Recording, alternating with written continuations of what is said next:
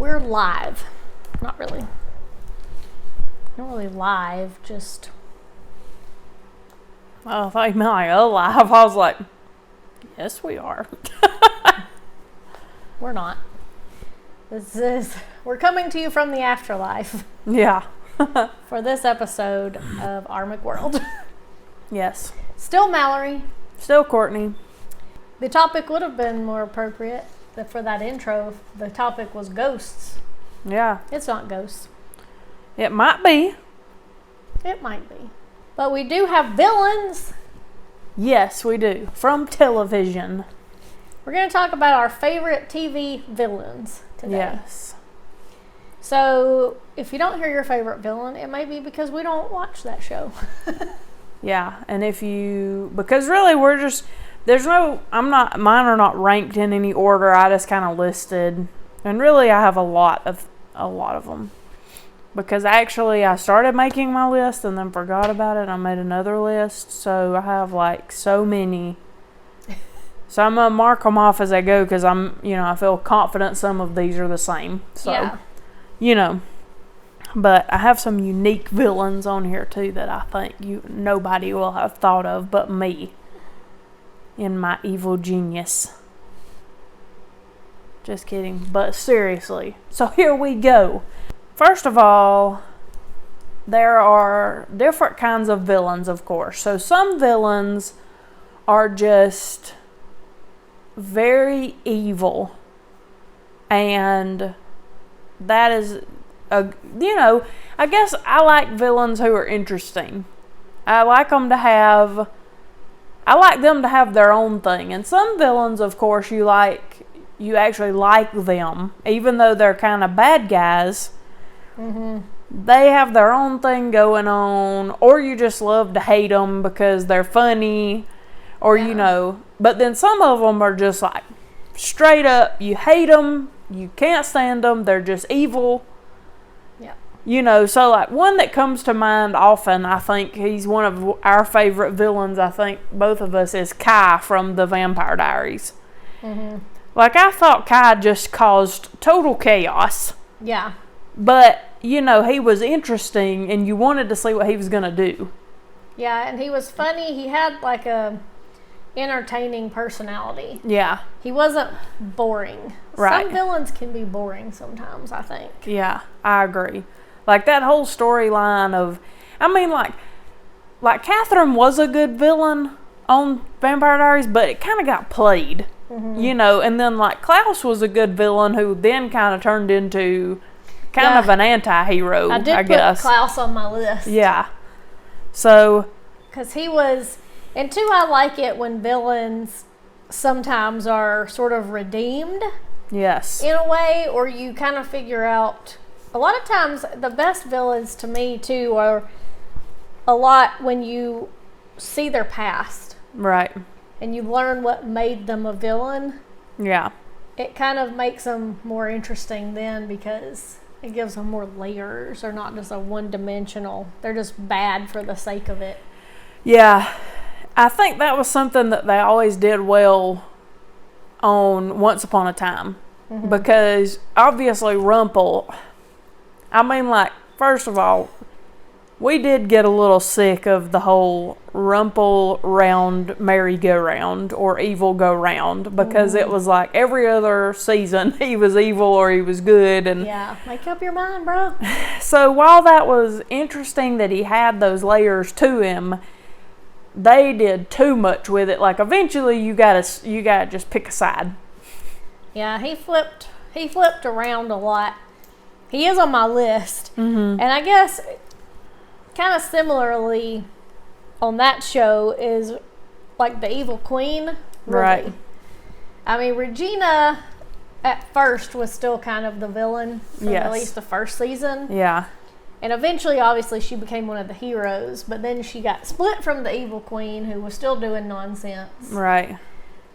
So I like those two characters because they had more to them, even though Rumple, you did get tired of his nonsense sometimes. Yeah. Because he was like, oh, I'm so good, but then he was like lying to Bill again. It was really hard to root for him and Bill after a while. Right. Like, yeah. He's just... they just went to that too many times. They went to the well too many times, you know. I mean, they did a good job. One of the better layered characters that they did was Zelena, because, you know, at first she was just basically pure evil, and then it was like you learned why. Yeah, what made her. And then they were able to really redeem her. So, you know, that was cool. Whereas like Peter Pan, no redemption really for him. No, but Peter Pan was I really liked him as a villain on that show. Yeah. Because he was so snarky, and he just wasn't. He was kind of the opposite of like Rumple and Regina. It's not like you learned there was more to him. He was just like a bad guy. Right. But he was entertaining. Yeah. Too. Yeah. Kind of like Kai, even though he was not redeemable either. Yeah. He was such a good villain. Yeah. For that reason. It was like a different kind of villain, but. Yeah. And Hades and the Snow Queen, like, they had their moments of being interesting kind of too, but I think those were the main, you know, the main villains. But outside of the main characters of the main cast of the show, Peter Pan and Zelena were my favorite villain. Like, season 3 is probably one of my favorite seasons of Once Upon a Time because of that reason. Because of those two. Right. The true villains, though, of the Once Upon a Time universe are Once Upon a Time in Wonderland. Just the whole show. The kind of another on the realm of magic and whatever shows. I have Blaine from iZombie. I thought Blaine was he was... Yes. You never really knew... You know, because sometimes it seemed like he genuinely cared about Peyton. Yeah. But then other times you just thought, I just don't know if he cares about anybody. I mean, first and foremost, he certainly cared about Blaine. Yeah. And, you know, I think it was one of those things to where I did think they did a good job with him, and credit to David Anders more than anything, because I always think it's interesting when they cast people, and we'll talk more about this, especially with one particular villain, of course. They cast people who are sort of naturally charming. And I think that way sort of about Blaine. Like, even though he's not really likable, you still like him for some reason. And then I think the character of Blaine never thought he could live up to Peyton's standards. So instead of just putting forth a little effort, he'd just sabotage the whole thing every time. Yeah. He's really good at ruining his own relationships. Yes, for sure. But I did like him. He was a likable villain. Yeah. Even though all the time you're like, he's kind of a person... Similar to Rumple in a way, is that you keep thinking he's going to do the right thing and he's going to really turn around. Nope. And then he didn't. He didn't, not ever. We just had less back and forth with him because it wasn't as long of a show, but also he kind of didn't have a whole lot of moments where you were 100% convinced he was not still up to nonsense. Yeah, no. But the show was much more interesting when Blaine was the primary villain, because of course in later seasons, I mean, of course the main villain's Max Rager, because they turned everybody into zombies in the first place. Right. But then, of course, the whole Fillmore Graves team, at that point of the show just wasn't as interesting anymore, because iZombie was the best to me when it was just straight up brain of the week. Yeah, I like Monster of the Week stuff. Some people don't, but I've always liked Monster of the Week shows. Yeah, and that show did so well with it. And Rose McIver, I mean, how that woman didn't win an Emmy. I mean, she killed Play it. and Live. But yeah, I mean, that was a really good show, and it could be that they didn't think they could continue, but yeah, I wish it had gone on a little longer too, but not with the trajectory they had, only if it had been continual Monster of the Week. But but Blaine, he is a very good villain. I liked him a lot. I broke my pen. Aww. I don't think it's broken. but I don't know what I did. I broke my pen issues. My pen's broken now. Why can't we just hold our pens in our hands and not mess with them? We're like clicky click click. We're like little kids. Okay. Also, we'll go ahead and talk about Buffy and the whole Buffy universe. Okay. Let's do it. They have lots of good villains on that show. Yeah. To me. One, which I guess, each season they had kind of a big bad. Right. And like the Master, he was okay. Yeah. But I liked it a lot now Spike obviously became not a villain. Right. But when Spike and Drusilla first came to town, they was such a refreshing take on to start the second season. And I really liked them. Yeah. And then I really liked Angelus when Angel turned into Angelus. I thought he was a really good villain because he was because Spike, which we talked about this in our Buffy videos. Right. If you want to know more about Buffy, we have all the videos. But Spike was always, even though he cares about people and he wants to protect these people and he's motivated by that. Right. And Drusilla's just a little bit crazy, so she just kind of does whatever. But Angelus is he's motivated by just bad. He just wants to do it because it's evil. Right. He's not really doing it for somebody, or it's kind of like he wants to end the world, and Spike's no, I don't want to end the world. I like the world. So I like that season. It was good because we had Spike and Drusilla, who were kind of fun villains, and then you had Angelus, who was just straight up evil villain. And the way that, because he had been a good guy and then turned into a bad guy, I think made it better too. Right. It was sad, obviously, for Buffy, but whatever. Over life, right? But I really liked that, and then. The mayor was a really good villain in season 3. He was it was such a strange villain because he's a germaphobe. Yeah, that was a very strange villain. I did think that another just kind of pure chaos evil villain really was Glory. Yeah. And of course that was made interesting by the whole her and Ben thing and figuring out how to kill her and all that. It was such a challenge for the team, for the Scoobies. But she was funny, of course, too, so that made her more likable.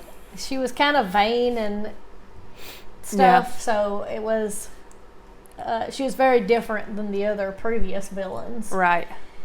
And I think some characters like Faith and Willow, who kind of had their moments of almost being the villain, were good. Right. Even though they're not technically. I guess they, Dark Willow and Bad Faith were the villains, I guess. Right. Yeah. But, so they were still good, even though they were just temporarily kind of the bad guys.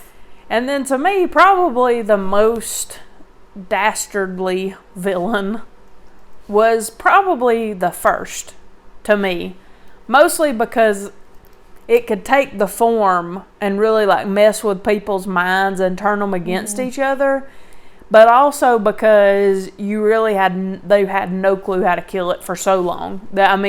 It was such a challenging villain. And really, I don't even know if technically you can kill the first so much as thwart its plans. Yeah. Because it's not a corporeal being. Right. It was very challenging. And also, the last one, or at least from Buffy, that I want to mention was the Gentleman.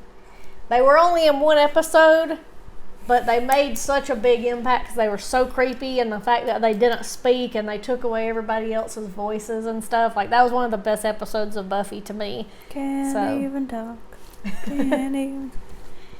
Yes. So we have to mention the Gentleman, even though they were so creepy. One-off villain. Yeah. Yeah. There were a lot of good Monster of the Weeks, though, also on Buffy. And even some of those smaller time things, some of those had interesting backstories, too, like with Dracula and that sort, So Buffy did a good job of keeping the Monster of the Week theme for a lot longer than a lot of shows do, while still incorporating, an overall big bad. So this is another villain that is very vexing. Because you really just don't know about him the whole time, and that's Vex from Lost Girl. See what I did there? Vexing. But Vex from Lost Girl, he was another one of those people that you just really couldn't tell, other than being out for Vex. Sometimes he helped them. Yeah. And then half the time, then he'd turn on them again. But it never got to a stage to where it was just annoying, like with Rumple. I feel like they didn't go to, and of course that was a shorter show too, even than Once Upon a Time, but they didn't go to the well too many times with him, but he's just such an entertaining character. That show was just, everybody on it was interesting in their own way. Yeah. But I really liked Vex a lot. Now, Supernatural had 800 seasons, and they had a bunch of villains. But to me, the best villains and will always be Yellow Eyes and Lucifer. Now Lucifer was around for a long time. Yellow Eyes, he was the one that had killed Sam's mama, right? And then his girlfriend tried to kill her. Well, maybe he did kill her dad. Anyway, I guess because that was from the beginning of the show, and then Lucifer was kind of the one villain who was throughout the whole show. They fought a ton of different things on that show, so yeah, you could name off some of your favorite individual Monster of the Week kind of people, but as an overall thing, and they're literally 800 probably episodes. I don't know how many they had. They had 15 seasons. I think those were the best. What about Crowley? Yeah, I guess he was a villain. Kind of, he was a demon, keeper of hell. He did help them sometimes. He was kind of one of those villains too that are. You kind of thought he might actually like Sam and Dean. Yeah. His mama was kind of entertaining too, Rowena. She was around a lot. She was also sort of kind of a villain, but also sort of kind of helped them. Yeah. So they were good too. I didn't watch it as much, so I wasn't really sure where they kind of fell. They were pretty much villains, but they also helped. So gotcha. They were kind of on the fence, but still would do bad things. Yeah, like you do. Why not? One of the better villains on True Blood probably was Russell Edgington, because he just was in the mix, causing chaos, and he was entertaining. Yeah, I always of course I like villains who are evil. Yeah, but I also like villains who are funny evil. Right. And they do, Yeah, because I felt probably one of the more evil villains on True Blood was actually Renee, because he just came into it to be a total jerk, take advantage of people, and you didn't see him coming, unlike Russell, to where Russell's just kind of in the mix. Yeah. But Renee, you didn't necessarily see that coming until it did, and then you were like, oh, well, you did if you'd read the books, because the first season kind of followed the books, and then, we just took a left turn into Albuquerque or whatever, but that's what I tell people actually all the time about True Blood. I'm like, it's not even the same show. Just don't even think about the books, okay? It's just not related. It's not the same. Basically. After season 1, it's way off from the books. Yeah. So if you've seen the show but haven't read the books, you should read the books, because you'll still be surprised at what happens. There's also characters in the book that never show up in the show at all. Yes. Some of which I'm not sad about, but anyway. True. Yeah. We haven't talked about The Walking Dead, so obviously there's a couple villains that stick out, like the governor and Alpha, and both of them kind of had backstories to where you could kind of understand how they got to be where they are. And then, if you've ever heard us talk about The Walking Dead, I'm sure we've mentioned this before. Some of the villains on The Walking Dead are not truly probably actually villains. It's just that they are antagonists to our protagonists. Yeah, it was like Negan.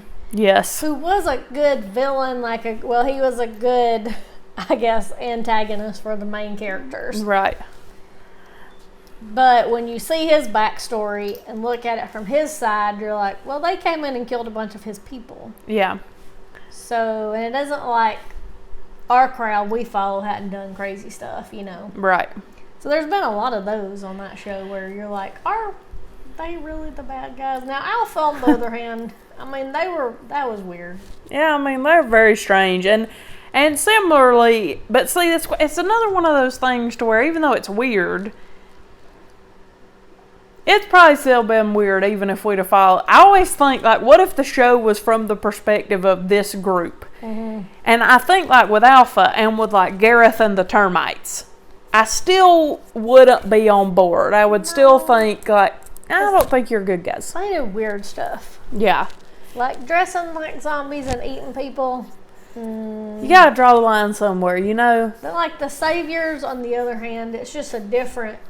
And that's exactly what I was talking about earlier, of course, about casting. Like when you cast Jeffrey Dean Morgan is arguably one of the most charming people on Earth, probably. Yeah. He's charming in everything he's ever been in. Right. That I've seen anyway. So you know you're going to like the character, even if he's supposed to be a bad guy. Yeah. And even, like, in the last few seasons where he's now working with them, and even though nobody still trusts him a lot of times, I guess now it's easy to forget, oh yeah, he killed Glenn and Abraham. Right, yeah. You know, like... I think two of the people that were arguably the worst people on The Walking Dead were Shane and Pete the Porch Dick.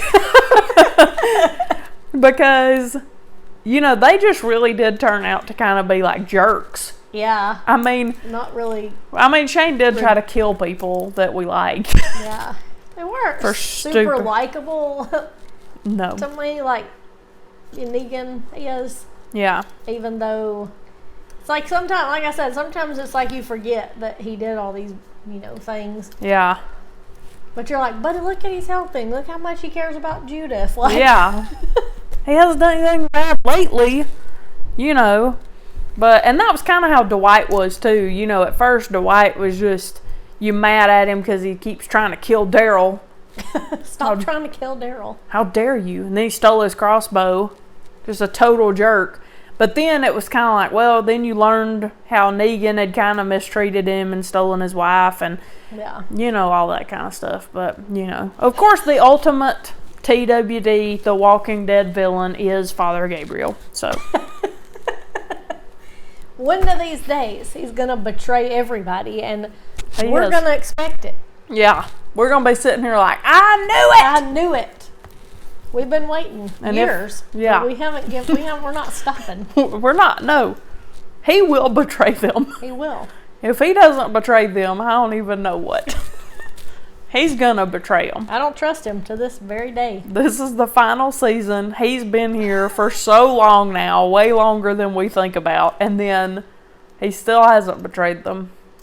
But he's gonna. He's gonna. In these last handful of episodes. Yep. Telling you right now, today is February 27th, 2022. But we've been saying this for years, by the way. But just saying. Watching you. We're on to you, Gabriel.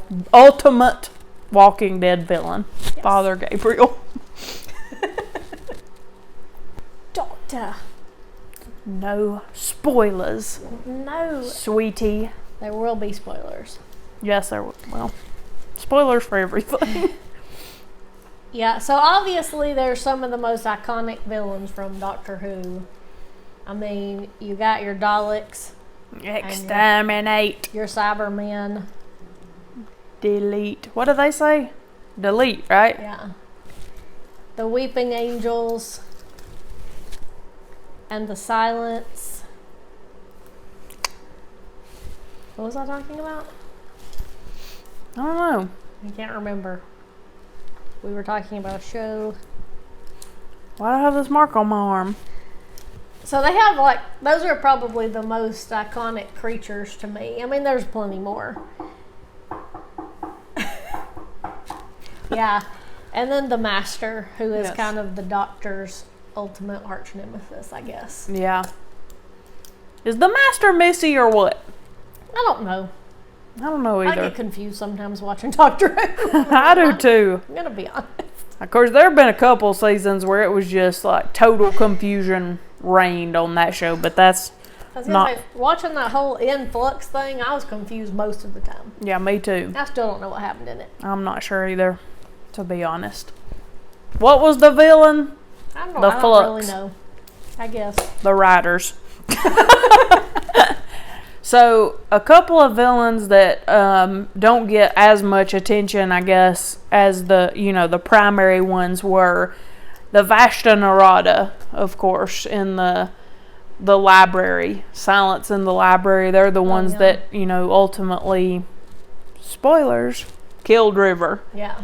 And so, that was the first time we'd ever met River, and the last time she ever saw the Doctor.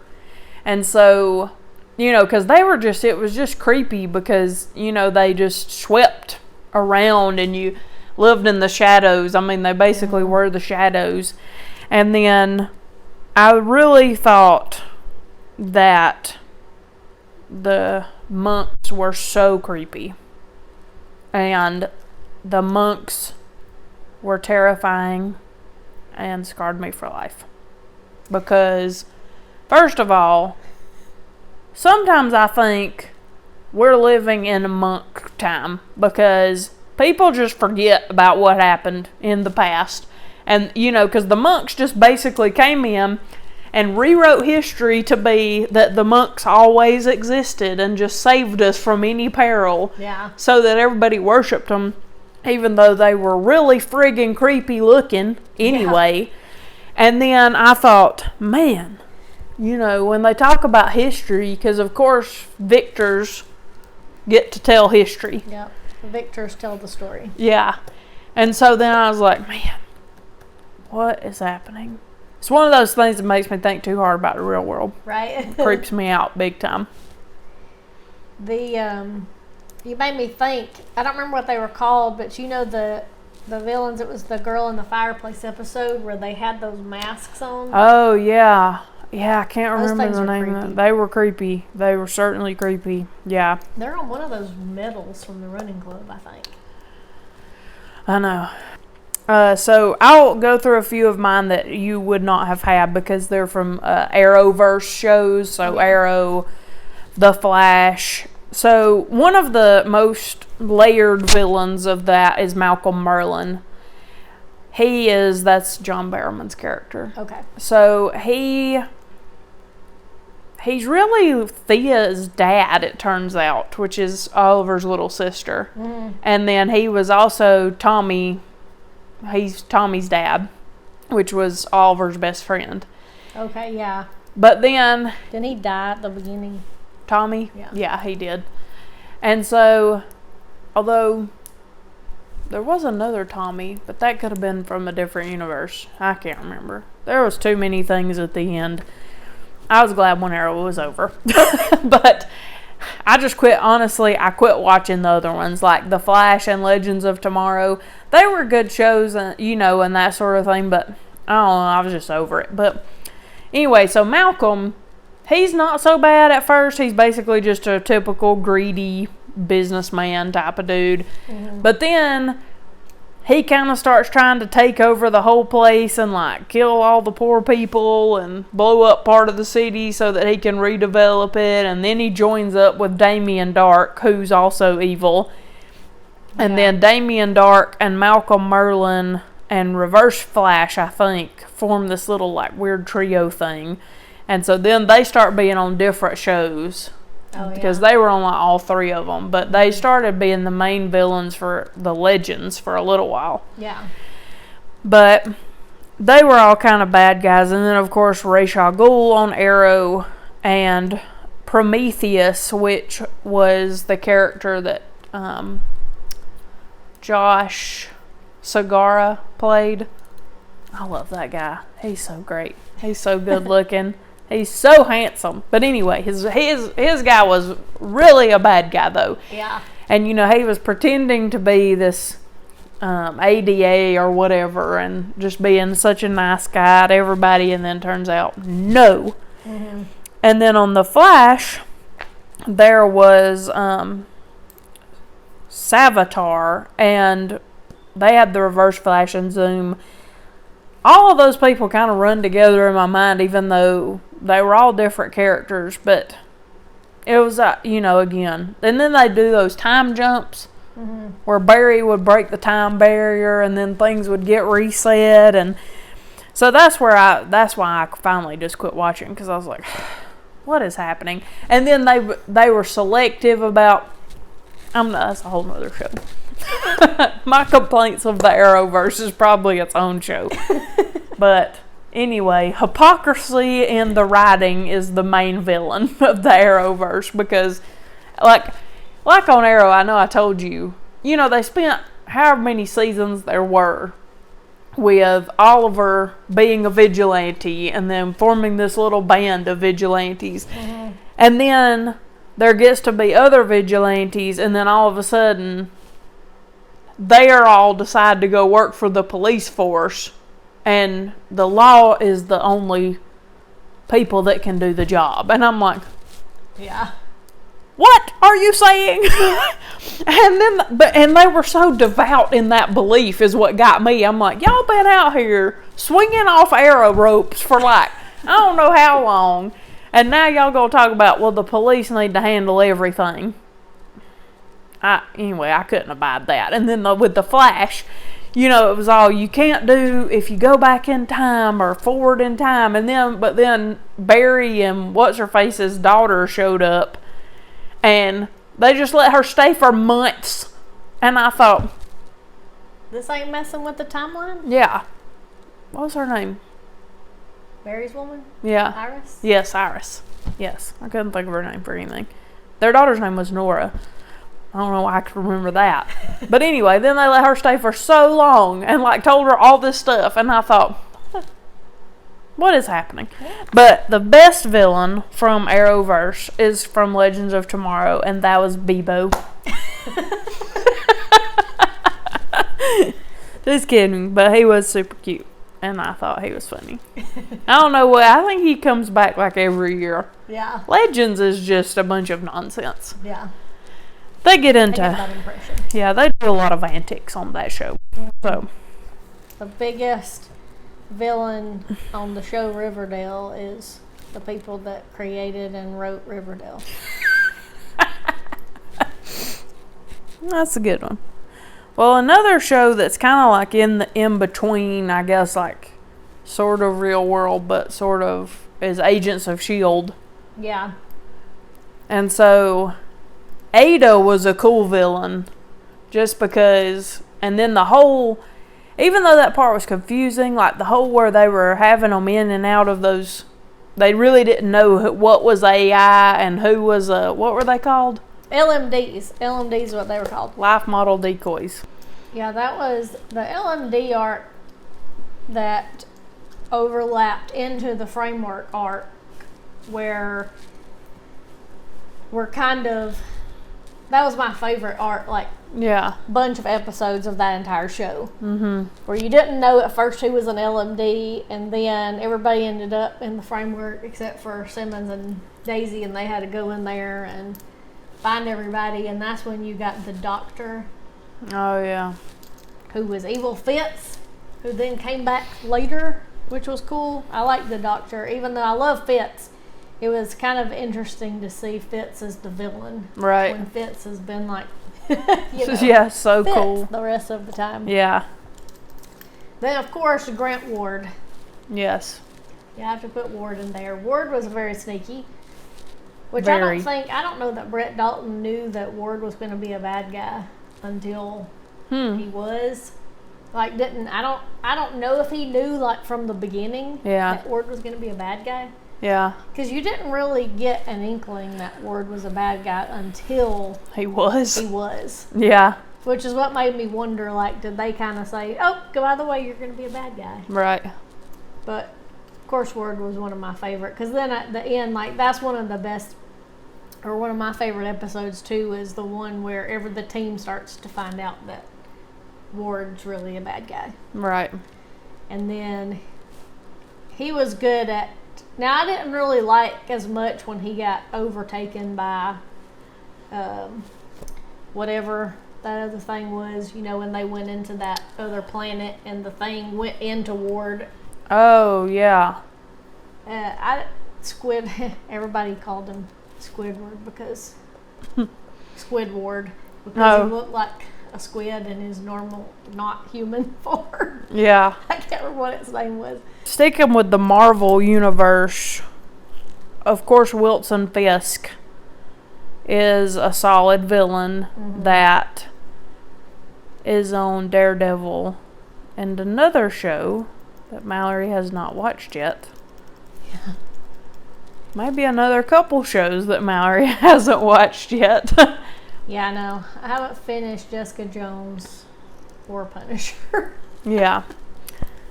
And there's some more she hasn't watched too. And Wilson Fisk may or may not be on them. But, so Wilson Fisk, of course, I mean, he's just greedy. Yeah. Kind of that typical power hungry type of a dude. To be a human, he's one of those indestructible guys. It's like no matter what you do, he always comes back. Yep. He does. Sometimes when you do not expect him to come back at all. Mm-hmm. And then one of the more dastardly villains was Kilgrave from Jessica Jones, because he's just, kind of evil. Yeah, because he can manipulate your mind, I think, and make you do things. Yes. Which is what makes him creepy. Yeah. Even if it was David Tennant. Yeah. That was kind of, because before that, I mean, obviously, I'd seen him as the Doctor. Right. And then seeing him as the villain on Jessica Jones, I'm like, this is different. Yeah, I mean, because see, even when he was like Barty Crouch Jr., he wasn't there that much. Yeah. Not enough to be, and really things didn't really click into place until later. And by then, we were accustomed to him being the Doctor, so it didn't matter that he'd been Barty Crouch. Yeah. So, then also... Carly Morgenthau and the Flag Smashers from The Falcon and the Winter Soldier. I thought that they were interesting because I felt like they really had a cause that they were fighting for, that they were passionate about, which is something we've kind of discussed between ourselves before. With wars, it's always strange because both sides have a reason that they're fighting, and both sides aren't necessarily, one side's not necessarily 100% wrong or 100% right in most instances. Yeah. And that was kind of the deal with them, was kind of like, well, we kind of want everybody to be united, and things were better before everybody came back because we all had this common cause. But then they keep blowing stuff up and like destroying things, so then it's like, well, but you're not going about it the right way. And, so they were kind of an interesting villain there. The main villain of Agent Carter was sexism. Yeah, right. Because basically no one thought Peggy was capable of doing her job, even though she did it better than all of them. Yeah. And at every turn, they felt like they needed to help her or protect her, or she couldn't do this. And, watching a show like that, which of course that's a modern show, but the setting, you just think, A, how far we've come, and B, like, man, there's no way I would put up with some of that stuff. And Peggy just goes about, I mean, of course she puts them in their place, but also she's just kind of like, I'm going to do my job and they'll just see. I know my value. Right. Everyone else's opinion doesn't really matter. So then, just quickly, other superhero things that I had was Fish Mooney, which was Jada Pinkett Smith's character on Gotham. She was a pretty good villain because she was one of those, like, I want to take over the city types. But she was kind of a little bit interesting villain. I didn't stick with Gotham through to the end, so I don't really know what happened after like season 2 probably. And then I just want to mention real quick, this is not DC or MC, but Rita Repulsa from the Power Rangers. Oh, yeah.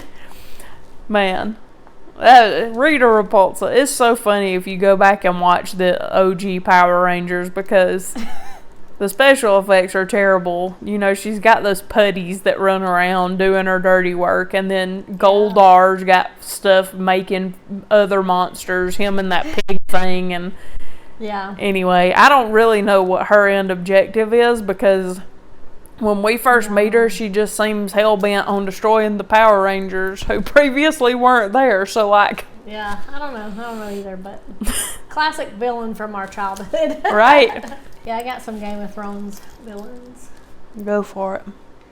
Well, a lot of the Lannisters. Yeah. Not all of them, but... most of them. Joffrey, first of all, was obviously terrible, and you were supposed to hate him. Yeah. He was, I think what makes Joffrey, like, so unlikable, but I think he's one of those characters, like, you just want him to die and you want people to defeat him. Yeah. But I think that kind of also makes him a good villain. Yeah. But it's also, like, he was such kind of a coward and didn't want to do... Right. It's like going to fight war, for example. He was like cowering away. Right. But he was like fine with shooting people and beheading people that were weaker than him. Yeah, were like easy targets. Yeah. But like if he's not actually in danger. Yeah. And he was just such a... He's cruel. Yeah. I mean, he's really just he's really a sociopath, because... You know, and of course you're immediately, by Joffrey becoming the king so early in the show, you're supposed to draw direct comparisons against Ned Stark, obviously. And, you know, like Ned always said, the person that makes the ruling should swing the sword. Mm-hmm. And Joffrey never did any of that. I mean, everything was done on his behalf, unless whoever he was facing couldn't stand up for themselves. Yeah. And it's just the coward's way. Mm-hmm. So, yeah.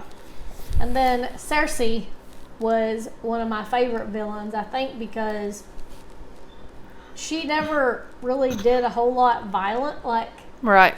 She was very good at delegating and manipulating people and getting what she wanted without having to get her hands dirty most of the time. Right. But she was just, like, she obviously cared about people, so she wasn't...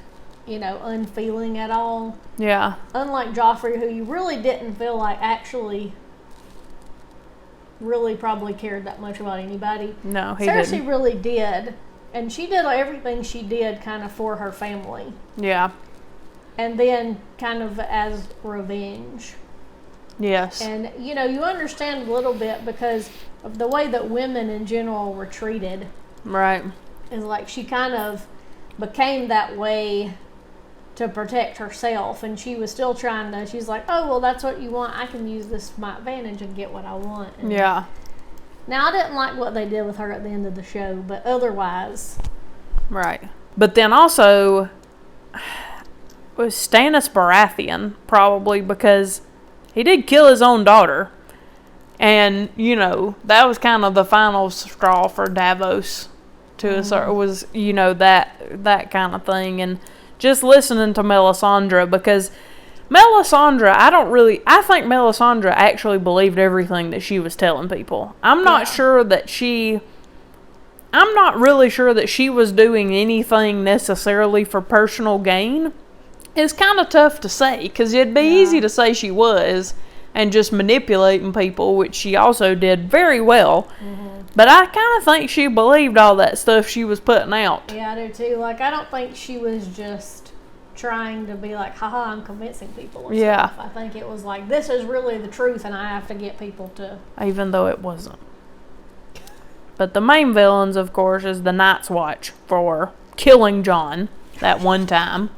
And really, at the end of the day, the writers and the decisions they made in the final season. Yeah.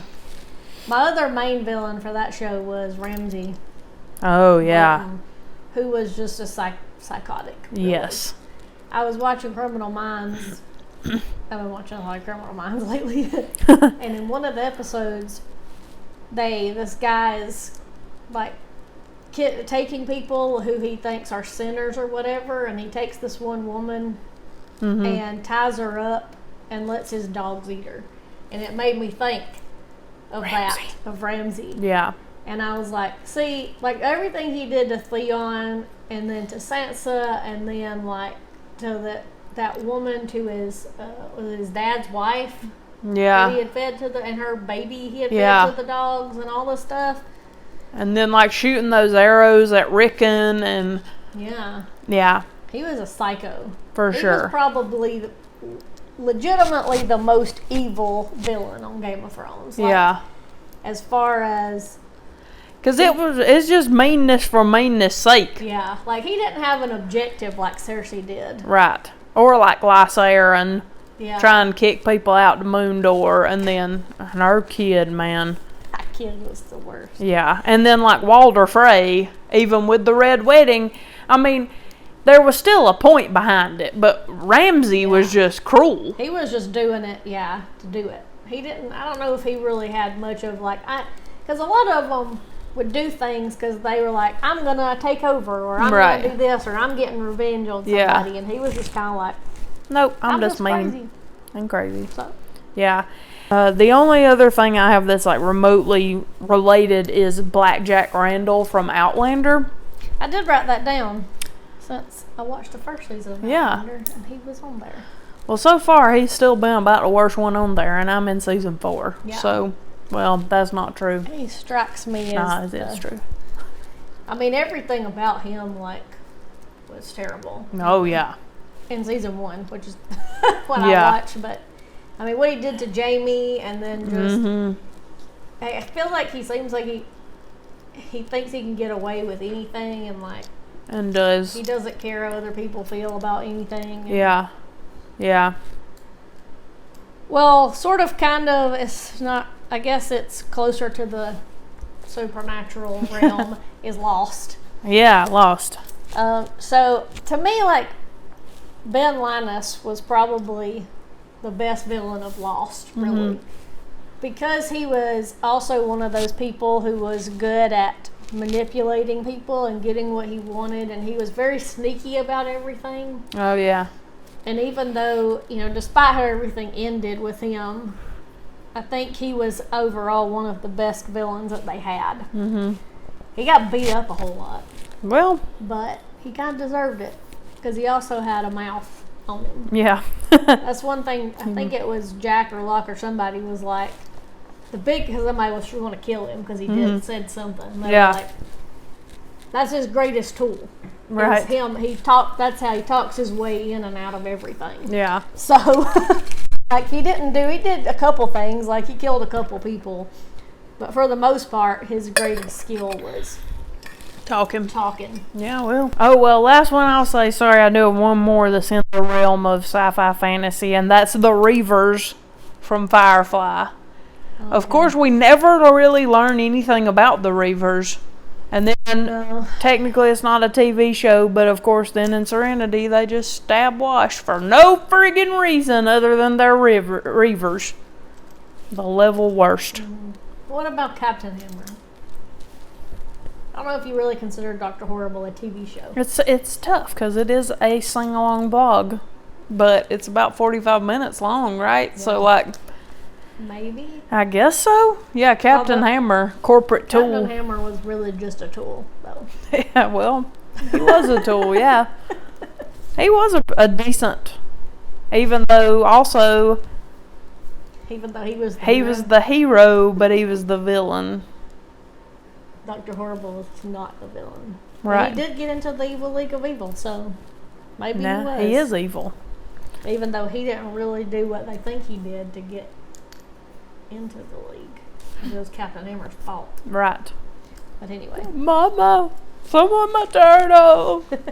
So my non-crime show, really, my main drama show villain was Dan Scott from One Tree Hill. Oh, yeah.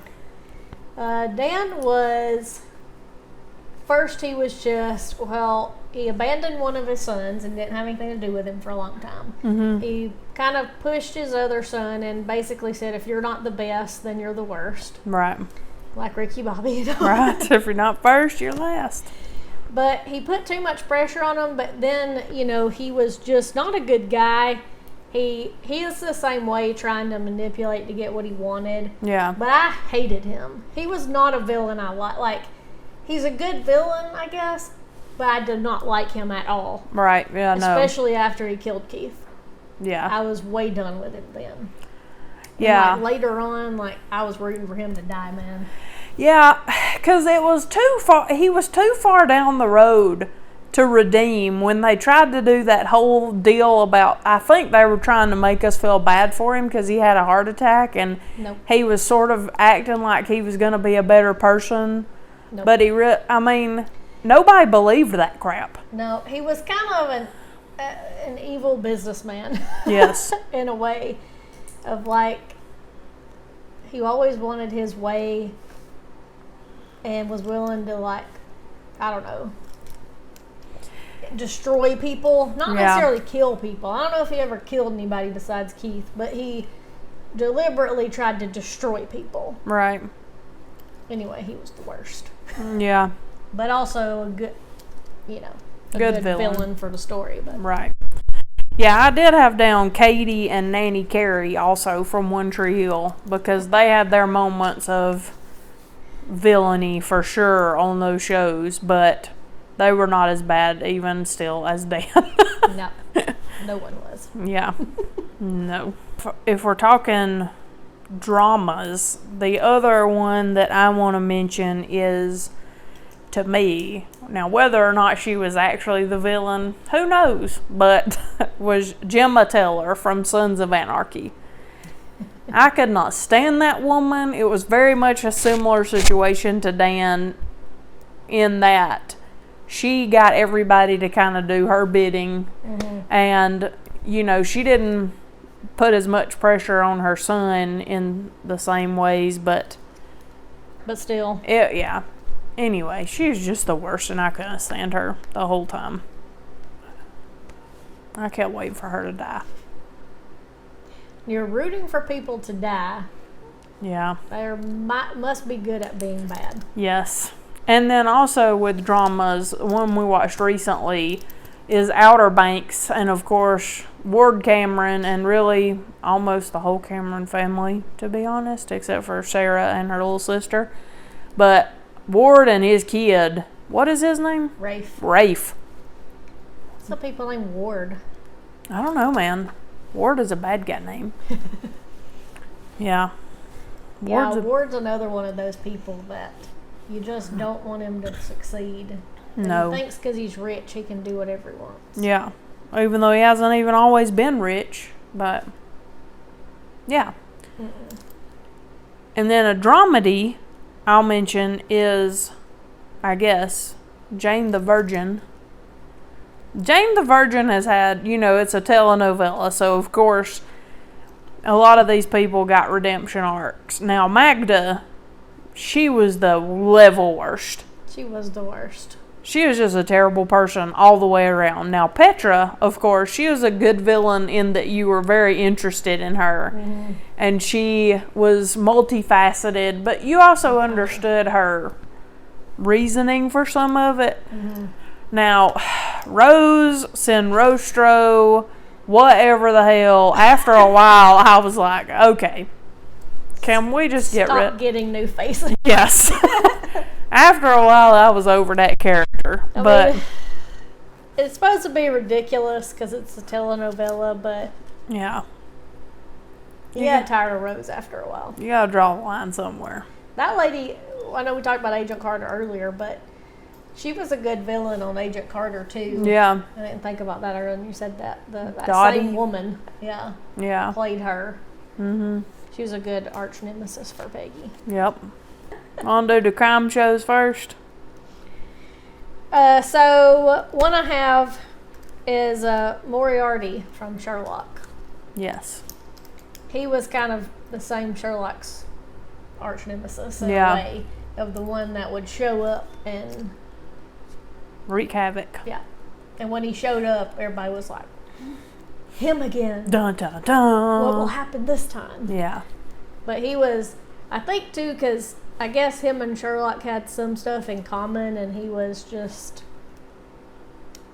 he knew how to get to Sherlock. Yes. Like some other people didn't. Right. Most of the time, I think, with a lot of his, when he met these people, one-off people, it was kind of like whatever. Right.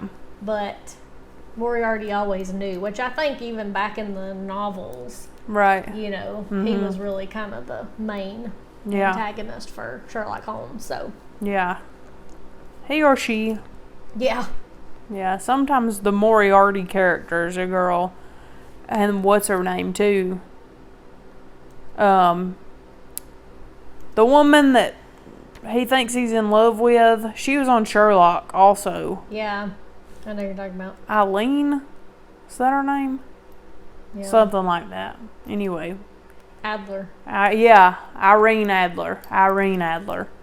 She's kind of a villain too, I guess, sometimes. So, yeah. And then, like I said, I've been watching a lot of Criminal Minds lately. Yeah. And I watched it a lot back in the day. And rewatching it made me think. So, George Foyette. Oh, yeah. Who was the guy that, he showed up and he got away, and then he came back and he got Hotch. He's the one that stabbed Hotch slowly that time. Yeah. That's one of the things, because I haven't seen Criminal Minds in years until recently. And that's one of the things I always remembered was when he had captured Hotch, and he was had his knife and was like, do you know how much, how smart you have to be able to stab somebody and not hit anything important? Because he'd stabbed himself a bunch of times. And he, sits there and he's like, don't tense up, it'll make it worse. And he's, slowly stabbing Hotch a bunch of times. That's one of the creepy things I always remembered before the rewatch. Right. And then, of course, he came back and killed Hotch's wife. Yeah. And stuff, or ex-wife. So I thought he was probably one of my favorite villains from Criminal Minds. He's really the one that stood out in my brain after all these years. C. Thomas Howell plays him, right? Yeah. Yeah. Same. Yeah. Well, they have a lot of creepy people on that show. For sure. Obviously. That's the whole point. The other episode that stands out in my brain is the one where they took Penelope. Oh, yeah. That was the guy that... Or you're talking about when she gets shot? Yeah, when she gets shot, I think, yeah. The guy that played Graham on Buffy, that was in the Initiative with Riley. We had Forrest and Graham were his friends. Yeah. It was the guy that played Graham. Right, yes, okay, yeah. I know, because I have to rewatch. Right, yeah. Okay. That guy, he's the one that shot Penelope. Yeah. But yeah, obviously that one always stood out. Yeah. Too. Yeah. And then my other was from Castle, which I don't know if you watched all of Castle or not. No. Was Jerry Tyson. He was the 3XK killer. And he was their kind of recurring villain. Okay. That at first they didn't realize who he was. They didn't realize he was the killer, and then he got away. And then he came back, and he was taunting them and got Castle arrested, and then he would go away, and then he would come back later. Yeah. So he was kind of there. He showed up 3 or 4 times throughout the series, doing nonsense. And he was really good. He was probably my favorite villain from Castle. Okay.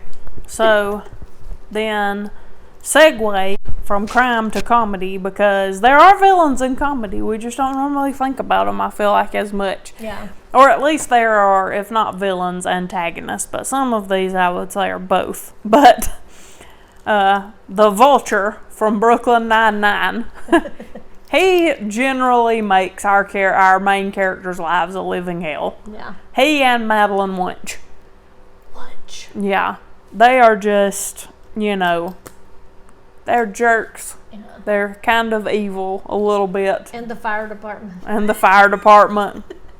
And then, of course, our favorite, Doug Judy, the Pontiac Bandit. Yeah. Who is a thief and kind of a con man.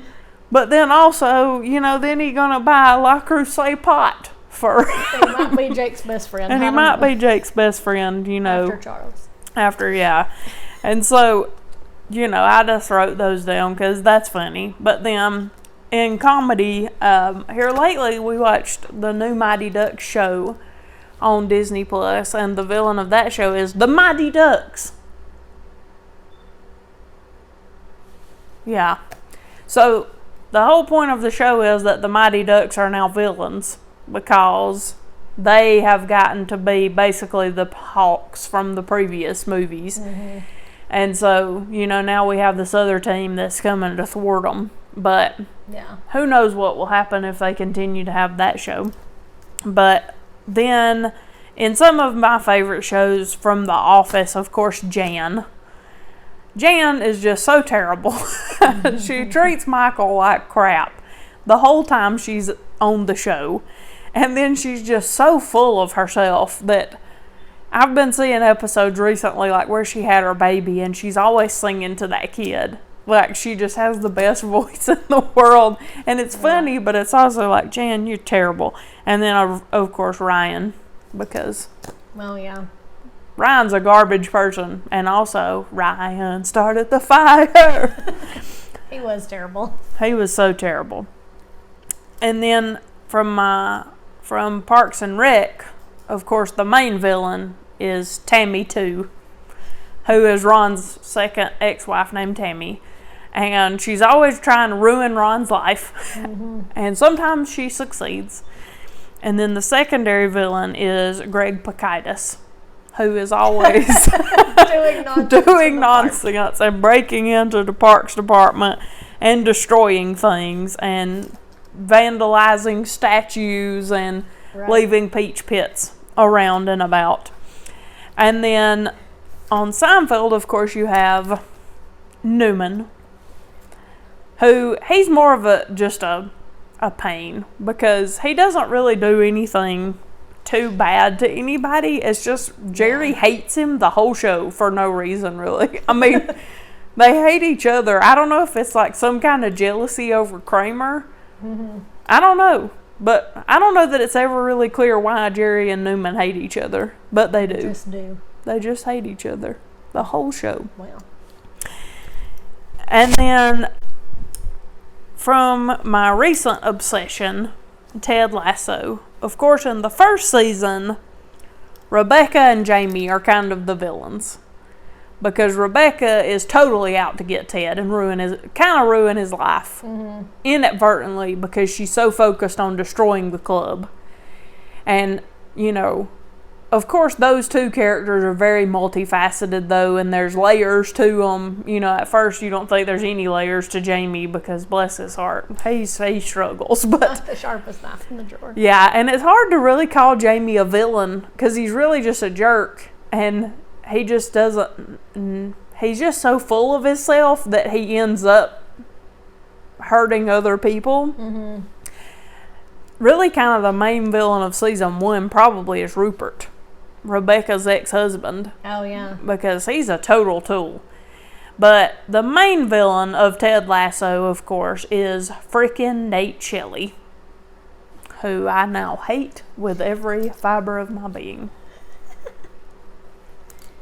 Nate needs to get over himself. Ain't that the truth?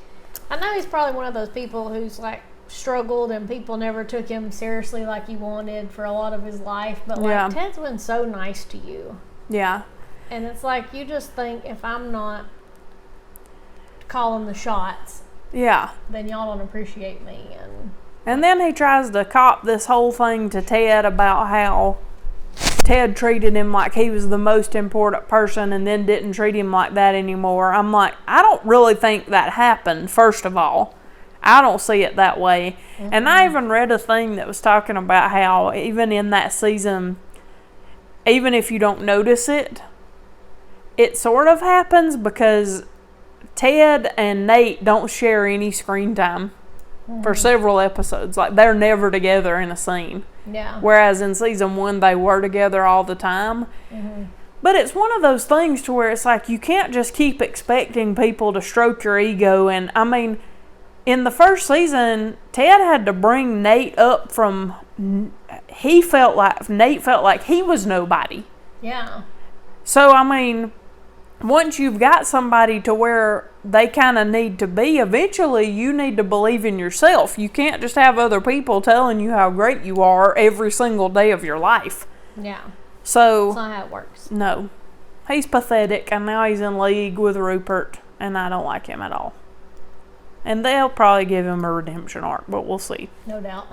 So that's everybody. Oh, well, I did have Barry Kripke and Will Wheaton from The Big Bang Theory on my list. You know, of course, Will Wheaton, he is kind of a villain at first because he did lie to defeat Sheldon in a card game tournament by telling him that his meemaw had died, basically. And that's why he wasn't at the con that Sheldon went to when Will Wheaton became one of his nemesis. Oh, yeah. But then that turns out that was a lie. So it turns out that was a lie. And then I also had Lubert and Crazy Nora from iCarly, because both of them were thorns in the side of the main characters, and Crazy Nora did actually kidnap them, so... Yeah, man. That was wild. And Megan from Drake and Josh, ironically. Megan. She was always up to no good. She was. I have some animated villains. Plankton from SpongeBob. Poor old Plankton, man. I don't even know. He is never going to succeed at his goal. No. And he just starts this other restaurant, and I think, dude, what I mean, like, even if you stole the recipe for the Krabby Patties, do you really not think they'd still know how to make them over at the Krusty Krab? Yeah. What's the end goal? That's why I like Karen, his computer wife, because she's like, bruh, it's not gonna work out for you. But anyway, he's just goofy. And then the king on Doc Mcstuffins. The king on Doc Mcstuffins is the level worst. Okay? He sucks so bad. I can't stand that guy. And then Judo's mom on Bluey. She's terrible. She's just a total prude. And she's stuck her nose up at everybody. She wears a brooch all the time. She's a dog. What is up with that? And then... Anyway, also Dr. Doofenshmirtz from Phineas and Ferb. Oh, Judo's mom's name is Wendy. Anyway, Dr. Doofenshmirtz. I love Dr. Doofenshmirtz, and honestly, he's a terrible villain because he never succeeds at his evil plans. Yeah, right. His innators always fail. Perry thwarts him every time. But... The older you get in your life, the more you relate to Dr. Doofenshmirtz because you're like, this poor guy. I mean, he's just really wanting to be noticed because, you know, neither one of his parents even showed up for his birth. So, Aww. Yeah, they weren't even. They weren't even. His mom. Nope. And she always overlooked him for his brother Roger, who was the mayor of the city. So. Dang. I mean, he's just out here trying to be a good dad and take over the tri-state area. But it never works out for him. Oh, dang. Poor Hines. Anyway, I think those are all my little mini animated show rants about villains. Really, I guess from all the animated shows that I used to watch, Angelica was probably one of the better villains from the Rugrats. Yeah. For the Rugrats. Yeah. She was even though she was their cousin, she was always trying to do things. Right. Bad things. Her and Cynthia. It was probably mostly Cynthia. Yeah, Cynthia was the mastermind. Yeah. Behind all of it. Yeah. And then that is actually everybody, and I just have one last ultimate TV villain of all TV villains. This one is the worst. Are you ready? I don't know. It is the Crock-Pot from This Is Us. The ultimate TV villain. It killed Jack Pearson. Burned down the house. What more do you need to know? It killed Jack. It did. Faulty slow cooker. The ultimate television villain. How long had it been before I said television earlier since you had heard the word television? I don't know. Probably a long time. A while. Nobody says television anymore. No. Are they even called televisions anymore, or they're just called TVs? So, we know we just talked to you forever about villains. Who did we miss? Nobody. Yeah. Maybe somebody, I don't know. Maybe somebody. There may be people we didn't think of. Yeah. Or from shows that we haven't seen. Yeah. Don't know. So let us know in the comments. Who is your favorite TV villain? Yes. Who's your favorite and who's most nefarious? Yeah. Who's like the worst TV villain, but also in a good way. Yes. Like they're the worst, but they're good at it. Who's the worst and who's the worst? Yeah. Best way to start the weekend is with our show. Yes. Here you get off work, you watch the show, you are ready for the weekend. Exactly. You're at work, you watch the show, who cares? Probably your boss. Depends on your job. Yeah. Don't get fired over the show. Right. Not that important. No, we're not going to be the biggest TV villains. The biggest villains of YouTube. Yeah. Got me fired from my job. YouTube villains. Are there YouTube villains? Probably. You know, YouTubers are all the time getting into arguments and things. Yeah, but... There are some YouTubers I don't really like, but... I don't know if they're villains. They're villains to my story. Oh. I'm just kidding. They haven't done anything to me personally. Yet. They're going to come for us when we get so super popular I'm coming for you. We're going to find. Alright. Well, we'll see you next Friday. It's Friday. Gotta watch a show on Friday. Tuning into our McWorld.